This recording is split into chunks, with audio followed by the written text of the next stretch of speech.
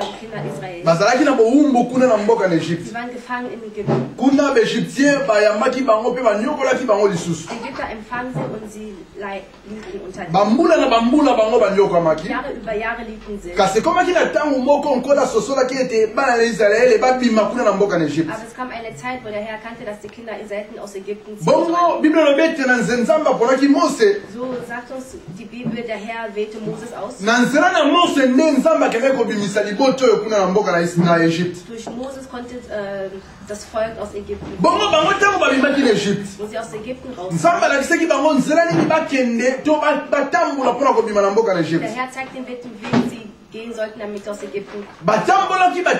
Sie liefen und liefen. Ekomaki na tango moko balandaki nzela na desert. Es gab eine Zeit, wo sie durch die Wüsten liefen. Biblia lobete bakendaki ko bima sikoyo liboso na mai na mai rouge. Sagte, sie kamen dann von Rotes Meer an. Bongo tango bakomaki liboso na mai oyo. Als sie vor diesem Meer standen, ne esika makambo nyonso ebandaki. dort fing alles an. Tango bango bazalaki kokende. Wo sie auf dem Weg waren, Bana na Israel bayokaki mongongo ya bashar. die Kinder Israeliten hörten die Stimme die Stimme von dem Panzer. Bango bazalaki koya mangu mingi liboso pai na bango. Sie kamen sehr schnell voran. Bakomprendre sikoyo ete libota na Egypte etikaki bango te me eza lisusu koya kolanda bango mpona ntina kosala bango mabe. Sie verstand, dass das Volk Ägypten ihnen hinterher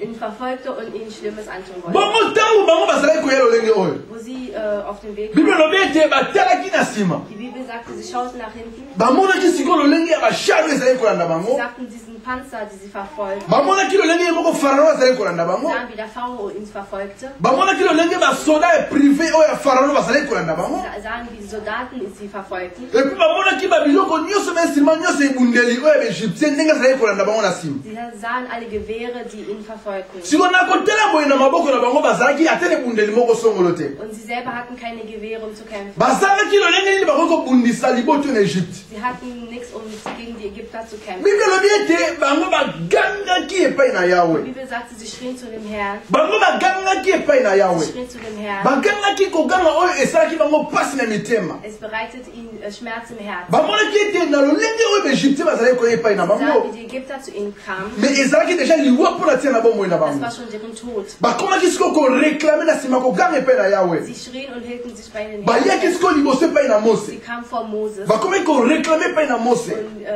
bakomaki koloba epai na Mose. sprachen zu Moses. Mais Mose mpona nini yosali biso makambo boye? Warum hast du das uns angetan? Mpona nini yobimisi biso na mboka na Egypte? Warum hast du uns aus Ägypten rausgeholt? Est-ce que yobimisi biso mpona koya na biso na esika oyo ya mai oyo mpona tokufa? Hast du uns hierher gebracht, damit wir sterben? Po te bayebaki ete malgré ata bango balobi bango bayekola nage. Weil die wussten auch, welche die da schwimmen konnten, Ata bakota na mai. auch wenn sie schwimmen sollten. Nga nakoki kokota na mai. Ich kann in Wasser rein. Nameki konage. Ich kann versuchen zu schwimmen. Bongo Aaron. Und was mit Aaron? Bongo mama na bango. Was mit dieser Est-ce que ayebiki Frau? konage? Kann sie schwimmen? Donc ezalaki lokola likambo moko boye bango bakutamaki nango. Es ist so, als ob in der Zwänge waren. sikoyo na situation nyonso bango bazalaki In der nango. Situation, wo sie waren. Biblia elobi babimaki mpe bango moko te. Wir sagen, sie kamen nicht allein. Mais babimaki na biloko na bango nyonso kolia bameme babito biloko nyonso bazalaki nango na maboko. Sie fliehen auch mit ihren ganzen Tieren nach. ezolakisa soki bato bakoki konage. Das zeigt auch, wenn sie schwimmen konnten. Mais sikoyo biloko bango bamemaki Die Sachen, die sie mitgenommen bakoki haben, konage nango te mpo bakatisa nango mai na monana ntina können ngambo. nicht damit schwimmen, damit sie durch das Wasser Bango nyonso mitema mitungisamaki. alle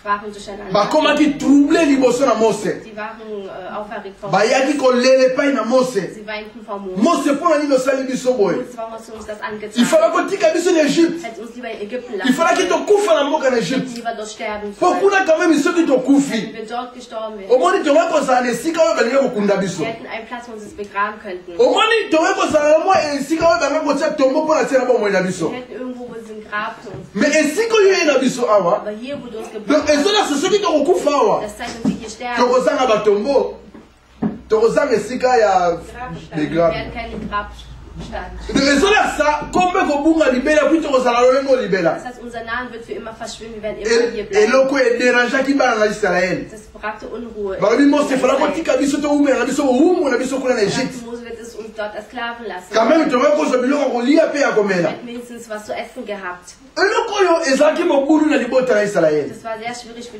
das Volk Israel. Eloko ni ne bangisaki bango. Aber was machte sie Angst? Tangu bango babalukaki batali na sima. Als sie sich umdrehte und nach hinten schaute. Comment na lolenge ni ennemi azoya? Sie wie der Feind kam. Eloko yo ndenge ennemi azoya. Wie der Feind kam. Eningisaka mutu nyonso akutemi na mopanzi. Und einen immer Unruhe. Po ennemi ayaka malembe te. Der Feind, der kommt nicht ruhig. Il faut aya kobangisa yo. Er muss kommen und die Angst Po einziehen. ayebi te tangu yaye na brutalité nyonso. Er weiß, wie er voller Brutalität Ayebi siko lolenge nini ya komanipule yo. Er weiß, wie er sich Zeitung hat. Po mutu ba brutaliser. Bei jemand, der durcheinander ist, Akozanga kimia. er wird keinen Frieden sich Akozala siko mutu moko abitumisemi na mutema. Er wird voller Sorgen im Herzen sein. Akoyeba te asala nini liboso pe na Nzambe. Wissen, wie er vor Gott Siko handeln soll. oyo eza moko ya tactique o diable azoya nango mpona tia bomoi na pe mpona tia bomoi na ngai. Eines der Taktik, wie der Satan in unser Leben kommt. Ye azokoya mpona tia na kolengisa biso. Er kommt, um uns durcheinander zu bringen. Kasi Mose alobi na bango boye. Aber Moses sagt, Oyo libota na Israele. Volk Israel, Bino bobanga te. ihr fürchtet euch nicht. Bino bobanga te. Fürchtet euch nicht. Bino bobanga te. Fürchtet euch Omoni nicht. ntango nyonso Nzambe aza na lolenge moko azolobela bana na Es ye. ist der Herr hat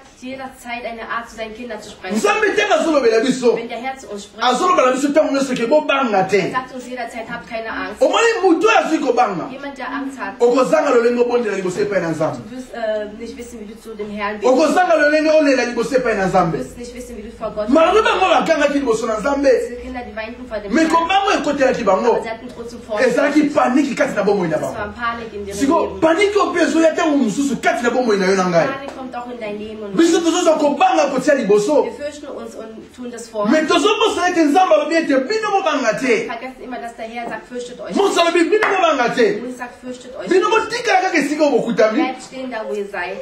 basali. Tina, Alléluia. Bokutani na mai liboso. ihr steht vor dem Wasser. Nzela bokende eza lisusu Es te. gibt keinen Weg, wo ihr Na ngambo mosusu wana desert. auf der anderen Seite ist die Wüste. Bayini bazoya na libosima na bino. Feinden kommen hinter euch. Sikoyo moto azoyebisa bino keno bobanga te. Dann sagt euch ein Mensch, fürchtet euch nicht. Epuis bino botelema kaka esika wana bino Bleibt ozali. genau da stehen, wo ihr seid. Alléluia. Est-ce que lelo boyo ezososola ngo? Verstehst du das Wort? Kobanga te. Fürchte dich nicht. Yo telema kaka esika oyo ozali. Bleibt da stehen, wo Siko ihr bana ezele bamoni batelemi siko liboso na mai oyo. Die Kinder Israeliten, sie sagen, sie standen vor diesem Me ye motu azolobola biso tobanga te totelema kaka esika oyo tozali. Ich sagte uns nicht fürchten, genau zu Akosala nini liboso na mai oyo? was wird er vor diesem Wasser tun? Me Bible elobi Mose alobi ete botala. Die Bibel sagte, Mose sagte, schaut, Wana bino botelema esika bino bozali. steht genau da, wo ihr seid. Botala sikoyo. Schaut jetzt. Omoni moto akoki kotelema. Ein Mensch kann stehen, Mokangi misu. die Augen geschlossen. Okoyeba te makambo nini ekosalama kati na bomoi na Du yo. kannst nicht wissen, was in dein Leben Me geschieht. Mose alobi bino botala. Aber Mose sagte, schaut, Bokoyeba lelo ndenge nini délivrance nini Nzambe akosala mpona tia na bino. ihr werdet wissen, wie der Herr heute handelt. Bokoyeba ndenge nini Nzambe akoyeba kokangola bino. Ihr werdet wissen, wie der Herr heute euch befreit. Epuis baegyptien oyo bino bozomona. Und die Ägypter, die ihr seht, Satan oyo bino bozomona. Satan, den ihr seht, eza na ntango bino bokomona bango lisusu wird te. eine Zeit kommen, wo ihr sie nicht mehr sehen Po werdet. ete bakobunga liboso na Sie bino. werden vor euch verschwinden. Bango bakozala lisusu liboso na bino Sie werden te. nicht mehr vor euch sein. Me bango nyonso bakosila kolimwa. Alle, sie werden verschwinden. Po Mose alobi na bango boye. Mose sagte zu ihm, Yawe akobunda mpo na tia na bino. Jahwe wird für euch Mpe kämpfen. bino bovanda kimia. Ihr bleibt ruhig. Alleluya. Ozomona etumba oyo nanga tokutami nango. Das ist dieser Kampf, den du und ich haben. Eza lisusu etumba ya nzoto te. Es ist nicht mehr körperlich. Eza lisusu etumba ya makanisi na biso te. Nicht mehr unser Gedanken. Me eza etumba oyo sikoyo totikila yango Wir Nzambe. sollten es dem Herrn überlassen. Eza etumba oyo biso tozwa kimia. Wir sollten Frieden Ye bekommen. nde Nzambe sikoyo abunda mpo na tia na situation Der oyo. Herr, der wird für uns jetzt kämpfen. Omoni etumba ya libota na yo. Sorgen in deiner Etumba Familie. ya baboti na yo. Kämpfen für deine Eltern. Etumba ya makambo nyonso eza na bomoi na yo. Was du in deinem Leben hast. Omoni eza etumba na yo Das te. ist nicht dein Kampf. Me eza sikoyo etumba na Das Nzambe. ist Kampf des Herrn. Omoni sikoyo ntango yo kozwa etumba oyo otikili yango Nzambe. Das sind Kämpfe, den Gott, den Herrn überlässt. Ye oyo ayebi ndenge nakobundaka. Er, der weiß, wie er kämpfen soll. Ye oyo ayebi ndenge nini nakobongisaka Er, der makambo. weiß, wer er alles richtet. Alobi ete yo kobanga te. Sag, du fürchte dich nicht. Tala basali. Tina, Ntango yo ozwi kobanga. wenn du Angst in dir hast, Motu azobanga. jemand, der fürchtet, Eske akozala lolenge abondela liboso epai na Nzambe. wird ja wissen, wer zu dem Herrn beten soll. Motu akosokoka kotelema esika moko te. Jemand, der nicht an einer Stelle stehen bleiben Motu kann. azopanike. Jemand, der zittert. Eske akokozala koka kobondela liboso epai na Wird ja Nzambe. wissen, zu dem Herrn zu beten. Te akoka kobondela epai na Nzambe Zu te. dem Herrn beten. Po te kobanga ekokota ekoka kolia na nzoto. Weil das Angst kommt hinein und nimmt den ganzen Körper. Kobanga ekokota ekoka kobebisa sante. Das Angst nimmt dir deine Gesundheit. Gesundheit. ndenge moko mpe satana koyaka Genau wie der Satan kommt. ayaki na bashar na makelele oyo nyonso Kam mit diesen Gewehren und das Lärm. makelele oyo eyaki kotungisa libota na Das Israeli ganze Lärm brachte Unruhe in das makelele oyo etiaki trouble kati na bango Das ganze Lärm brachte Unruhe. me ntango yango eyaki Aber wo es kam, nzambe sikoyo asimbaka kontrole ya makambo nyonso der Herr, der hat alle Kontrolle über alobi ete bino botikala kaka wana Er sagte, ihr bleibt